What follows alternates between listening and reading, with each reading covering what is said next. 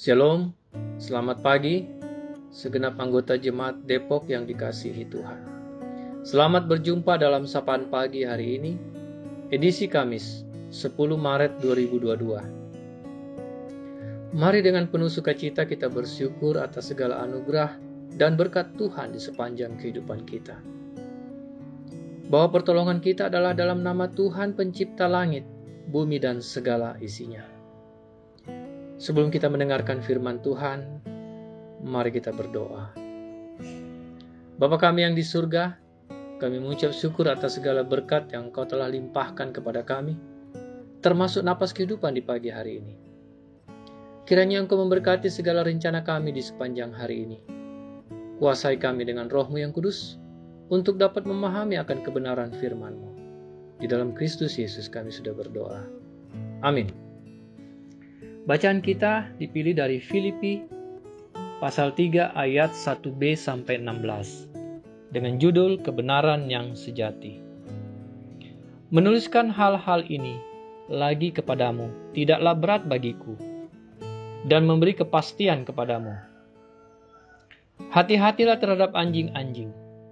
Hati-hatilah terhadap pekerja-pekerja yang jahat. Hati-hatilah terhadap penyunat-penyunat yang palsu.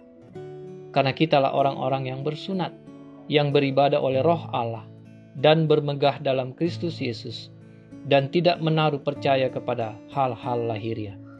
Sekalipun aku juga ada alasan untuk menaruh percaya pada hal-hal lahiriah. Jika ada orang lain menyangka dapat menaruh percaya pada hal-hal lahiriah, aku lebih lagi, disunat pada hari ke-8, dari bangsa Israel, dari suku Benyamin, orang Ibrani asli.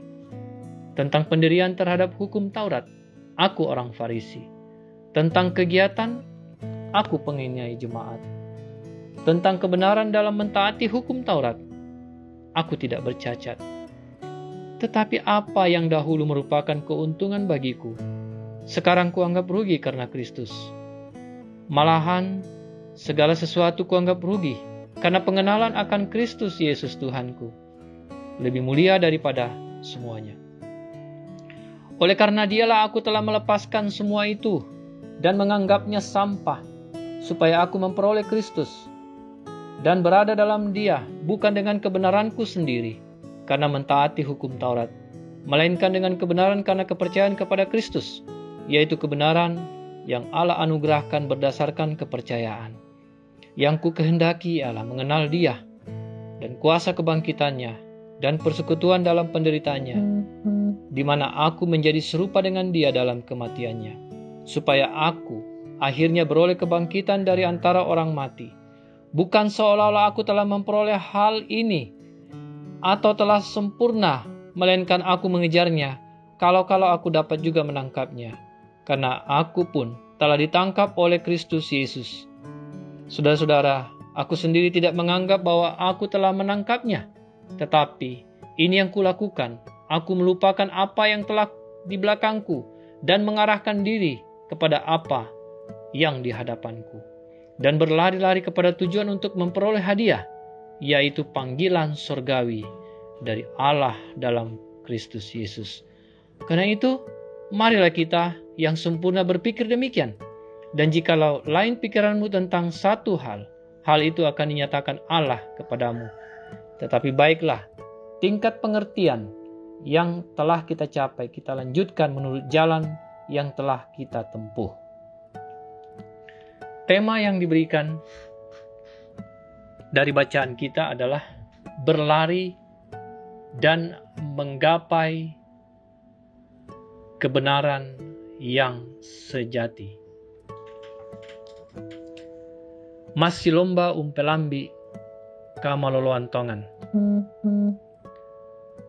Setiap orang tentu punya tujuan hidup, dan untuk menggapai tujuan hidup itu, maka orang akan terus berpacu dengan waktu sampai ia mendapatkan apa yang menjadi tujuan hidupnya. Setiap orang Kristen pun memiliki tujuan akhir dari kehidupannya. Kalau kita ditanya apa tujuan akhir dari hidup kita, jawabannya tentu akan beragam. Namun pada umumnya akan menjawab hidup bersama Tuhan. Tujuan hidup Rasul Paulus pun berubah secara total ketika ia mengalami perjumpaannya dengan Yesus. Seperti seorang pelari yang handal, ia terus berpacu dengan waktu.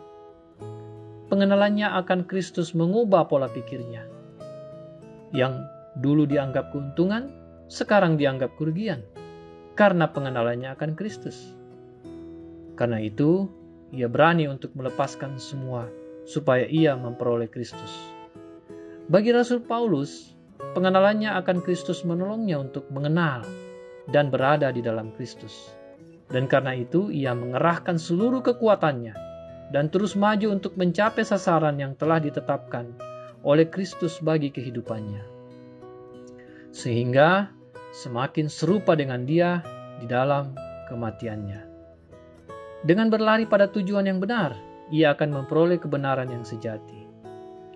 Paulus mengajak jemaat di Filipi untuk mengarahkan seluruh kehidupan mereka pada tujuan yang pasti, hidup dalam kebenaran sejati, yaitu Yesus Kristus. Hidup dalam kebenaran yang sejati menolong kita untuk semakin memaknai arti kehidupan ini, bahwa kemurahan Tuhan tidak akan membiarkan kita berlari sendiri tanpa tujuan yang jelas.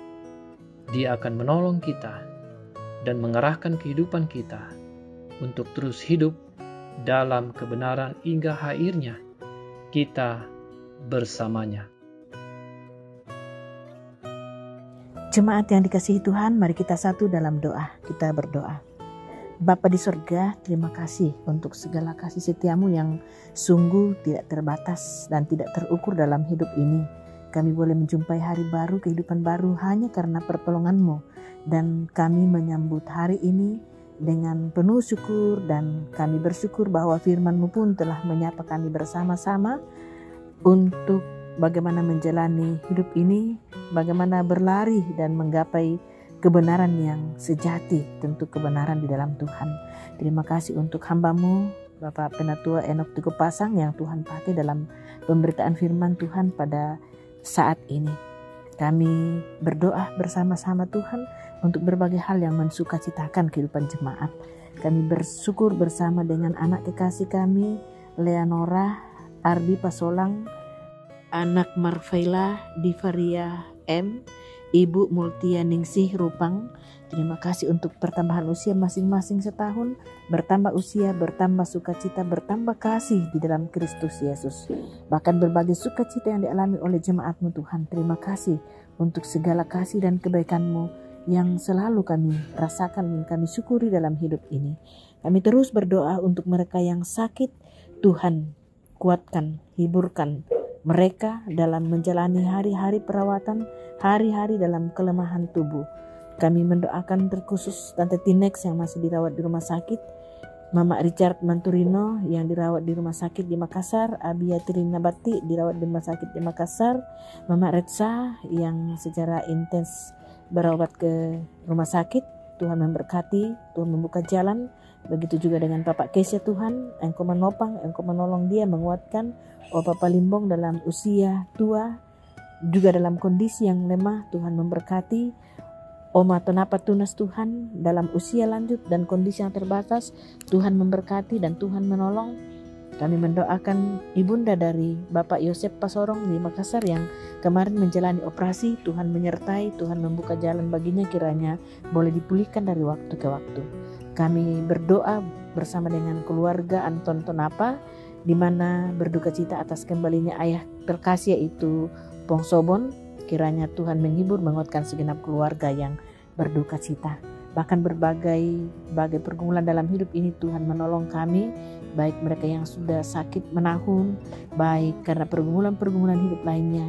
Tuhan, Engkau peliharakan kami untuk selalu berjalan pada percaya kepadamu dan melihat penyertaan Tuhan, pertolongan Tuhan dalam kesesakan sekalipun.